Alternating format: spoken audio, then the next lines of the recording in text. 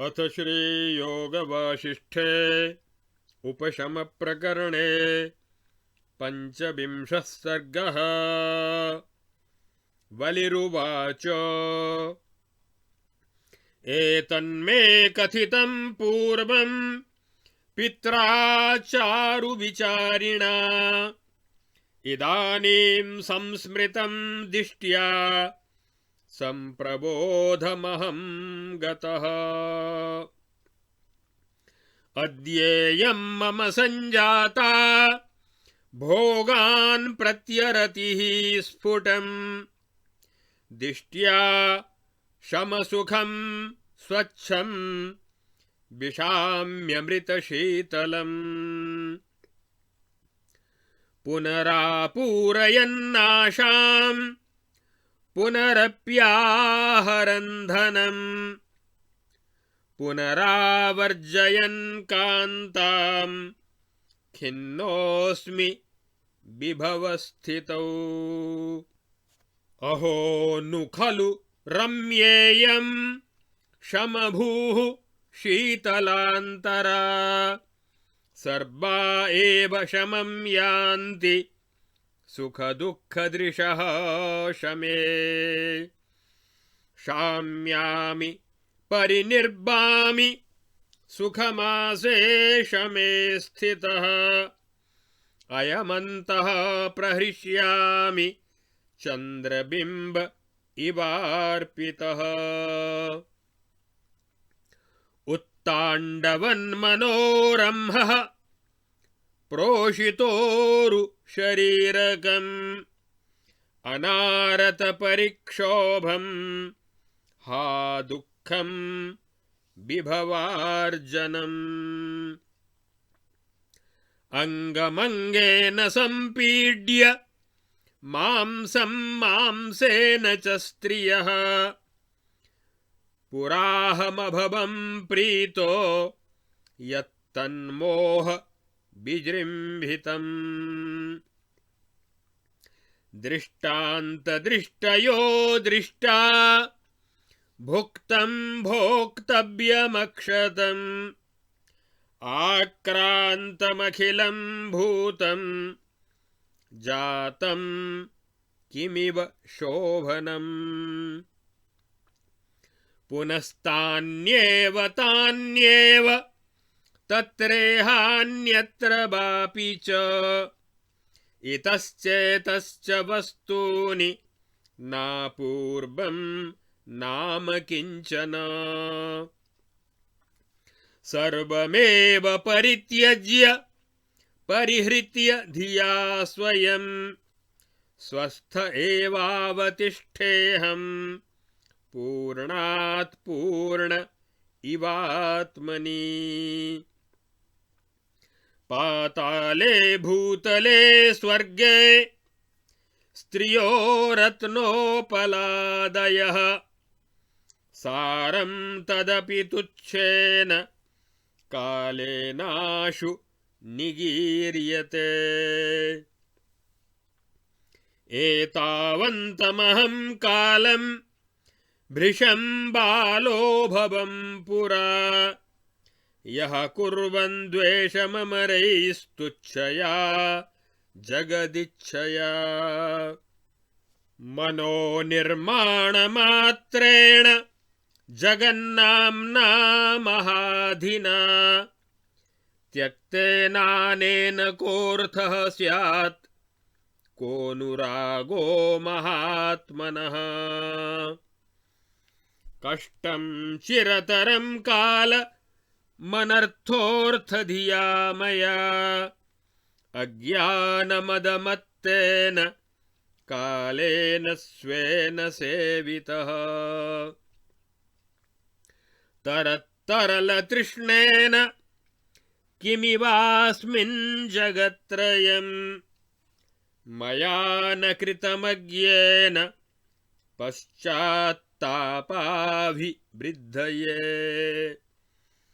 एतया तदलं मेस्तु तुच्छया पूर्वचिन्तया पौरुषं याति साफल्यं वर्तमान चिकित्सया।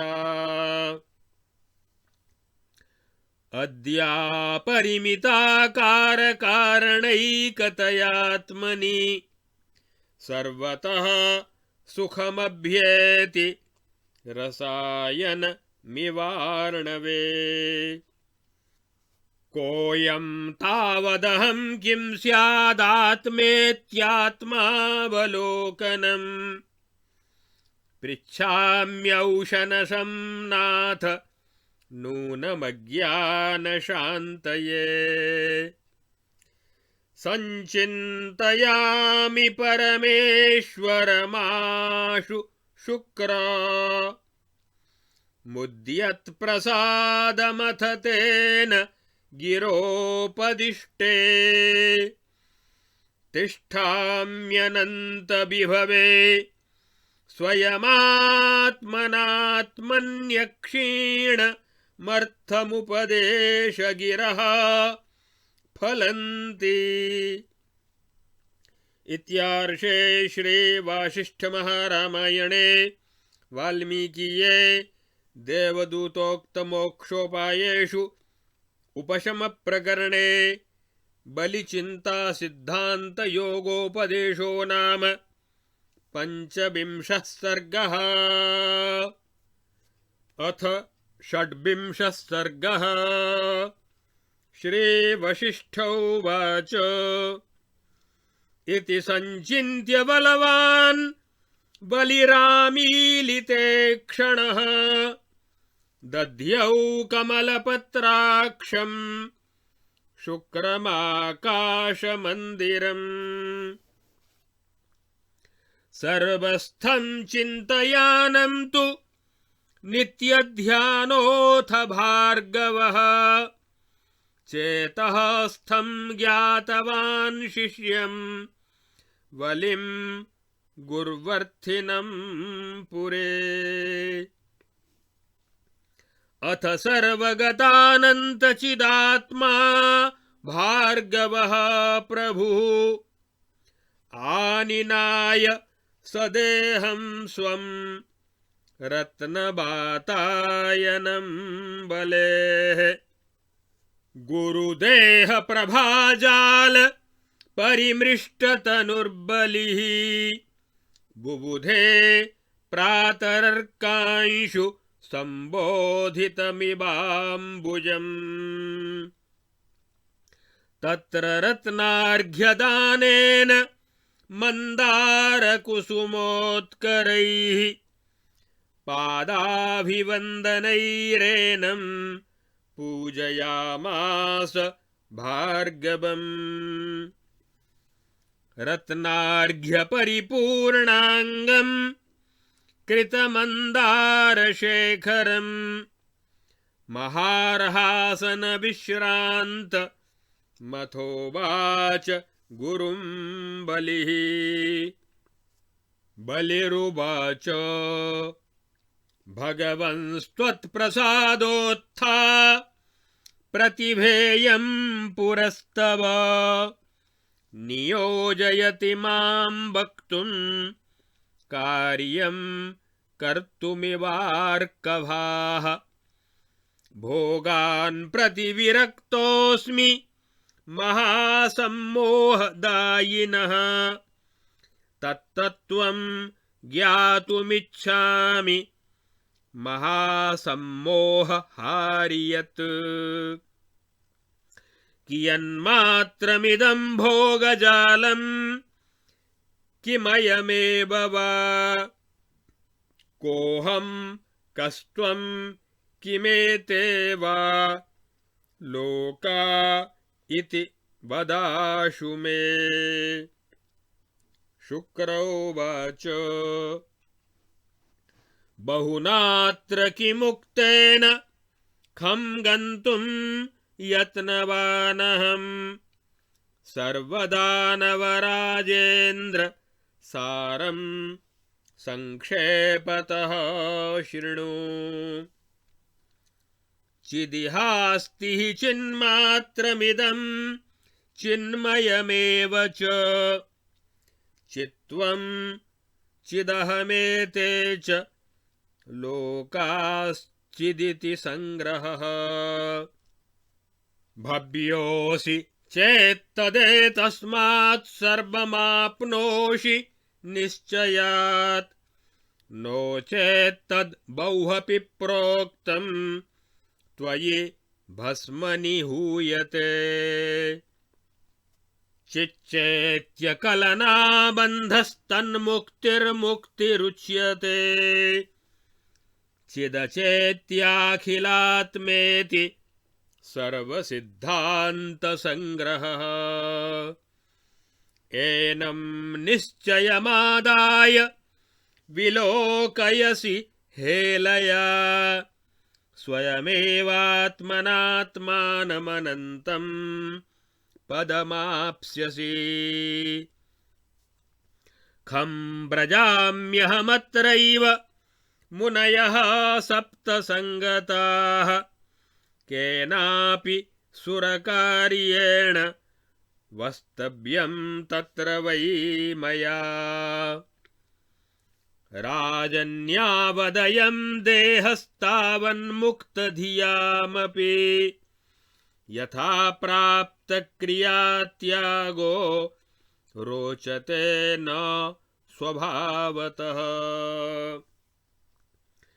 इति कथितवताथ भार्गवेण स्फुटजलराशिपथा महाजवेन,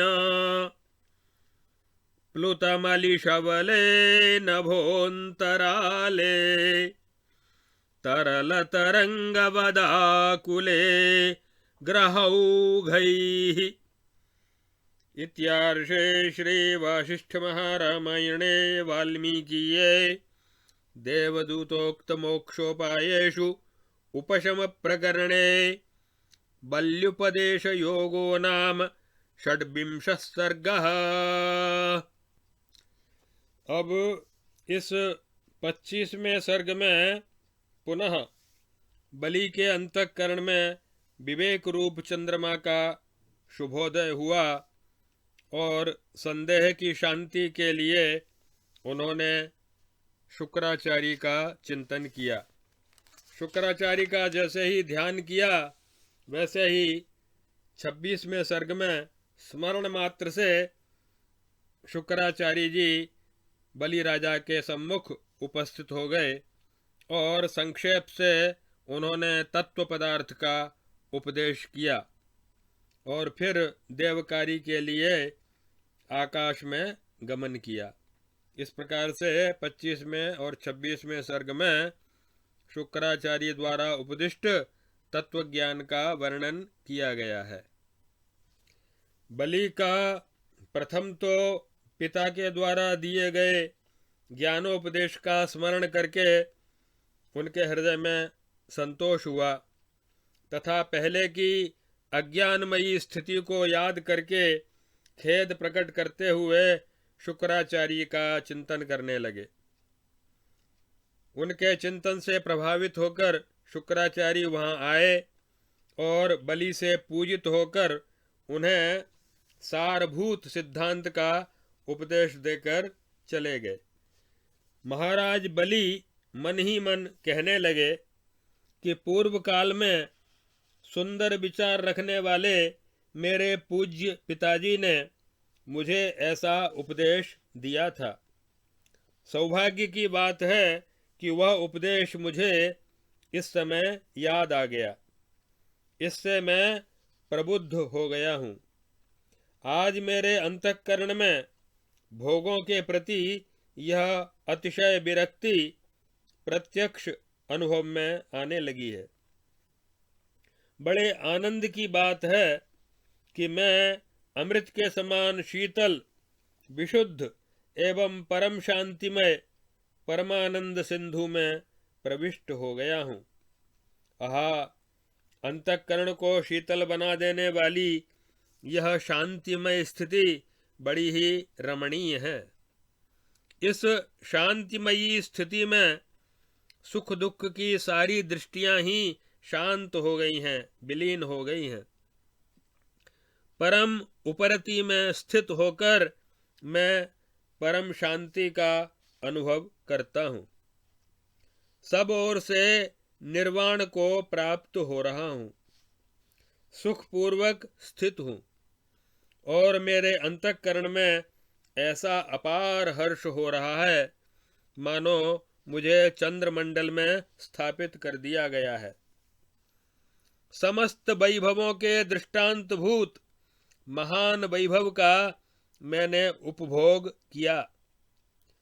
भोगने योग्य सारे भोगों को मैंने बिना किसी बाधा के भोग लिया और समस्त प्राणियों को पददलित कर दिया, तो भी इससे मुझे कौन सा सुंदर लाभ मिला। परलोक में, इस लोक में तथा अन्य स्वर्ग आदि में इधर उधर बारंबार वे ही पहले के अनुभव की हुई वस्तुएं उपलब्ध होती हैं। कहीं कोई अपूर्व नूतन वस्तु नहीं है। पाताल में, भूलोक में और स्वर्ग में सार पदार्थ क्या है? सुंदरी स्त्रियां, रत्न एवं मणिमय प्रस्तर आदि। परंतु काल इन सब को क्षण भर में निगल जाता है। आज से पहले इतने समय तक मैं पूरा मूर्ख बना रहा, जो तुच्छ सांसारिक वस्तुओं की इच्छा से देवताओं के साथ द्वेष करता रहा, जो मन की कल्पना मात्र है। उस जगत नाम की महती मानसिक व्यथा का त्याग न करने से कौन सा पुरुषार्थ सिद्ध होता है? इसमें महात्मा पुरुष का क्या अनुराग होगा? अहो, बड़े दुख की बात है कि अज्ञान रूपी मद से मत्त हुए मैंने दीर्घ काल तक अनर्थ में ही अर्थ बुद्धि करके स्वयं ही उसका सेवन किया। अत्यंत चंचल तृष्णा वाले मुझ मूर्ख ने तीनों लोकों में केवल अपने पश्चाताप को बढ़ाने के लिए अब तक क्या क्या नहीं किया। अब मैं आश्रित जनों पर सदा प्रसन्न रहने वाले गुरुदेव भगवान शुक्राचार्य का चिंतन करता हूँ। उनकी वाणी द्वारा उपदेश पाकर मैं अनंत प्रभावशाली विज्ञानानंद घन परमात्मा के स्वरूप में स्थित होऊंगा, क्योंकि महात्माओं के उपदेश वाक्य अक्षय वस्तु को फल रूप में उत्पन्न करते हैं, अविनाशी तत्व का बोध करा देते हैं। श्री वशिष्ठ जी कहते हैं, हे रघुनंदन, बलवान बलि ने ऐसा सोचकर आंखें बंद कर लीं और विज्ञानानंद घन ब्रह्मस्वरूप आकाश में स्थित कमल नयन शुक्राचार्य का चिंतन किया। तब परमात्मा के ध्यान में नित्य तत्पर रहने वाले शुक्राचार्य ने सर्वव्यापी ब्रह्म के स्वरूप में स्थित और चित्त के द्वारा परमात्म तत्व का चिंतन करने वाले अपने शिष्य बलि के विषय में यह जान लिया कि वह अपने नगर में तत्वज्ञान की इच्छा रखकर गुरु से मिलना चाहता है। यह जानकर प्रभु शुक्राचार्य जी, जो सर्वगत अनंत चेतन परमात्मा में स्थित हैं, अपने आप को बलि की रत्न निर्मित खिड़की के पास ले आए, अर्थात वे बलि के यहाँ स्वयं उपस्थित हो गए। वहां राजा बलि ने रत्नमय अर्घ्य देकर, मंदार वृक्ष के पुष्पों की राशियां चढ़ाकर और चरणों में मस्तक झुकाकर इन शुक्राचार्य का पूजन किया। जब वे रत्नमय अर्घ्य ग्रहण करके पूर्णतया पूजित तथा मंदार वृक्ष के फूलों द्वारा निर्मित मुकुट से विभूषित होकर बहुमूल्य आसन पर विराजमान हो गए, तब बलि ने अपने उन गुरुदेव से इस प्रकार कहा। बलि बोले, भगवन, जैसे नवोदित सूर्य की प्रभा संध्या वंदन आदि कर्म करने के लिए लोगों को प्रेरित करती है, उसी प्रकार आपके कृपा प्रसाद से उत्पन्न हुई मेरी यह बुद्धि मुझे आपके सामने कुछ कहने के लिए प्रेरित कर रही है। हे प्रभो, मैं महान मोह प्रदान करने वाले भोगों से विरक्त हूँ, इसलिए ऐसे परम तत्व को जानना चाहता हूँ जो अपने ज्ञान मात्र से महान मोह का नाश कर दे। शुक्राचार्य बोले, सर्वदानव राजेंद्र, इस विषय में अधिक कहने से क्या लाभ। मैं आकाश में जाने के लिए उद्यत हूँ, इसलिए संक्षेप से सार तत्व बता रहा हूँ, सावधान होकर सुनो। इस संसार में एकमात्र चेतन ही है। यह सब जगत भी चेतन मात्र चिन्मय ही है।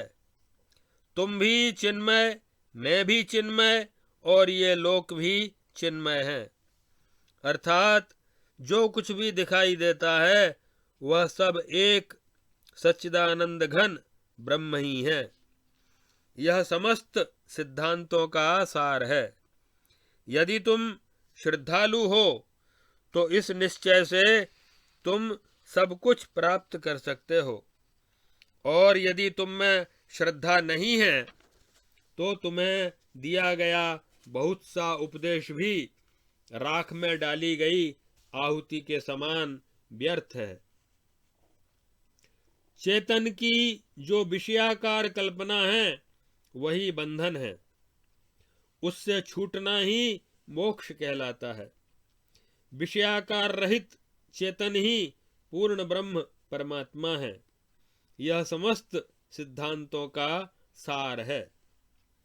इस सिद्धांत को ग्रहण करके यदि तुम स्वयं अखंडाकार वृत्ति से अपने द्वारा अपने आप का यथार्थ अनुभव करोगे तो अनंत परम पद स्वरूप परमात्मा को प्राप्त हो जाओगे। मैं इस समय देवलोक को जाता हूँ। मुझे यहीं पर सप्तर्षि मिले थे, वहाँ देवताओं के किसी कार्य के लिए मुझे रहना होगा। ऐसा कहकर शुक्राचार्य जी ग्रह समुदाय से भरे हुए आकाश मार्ग से चले गए।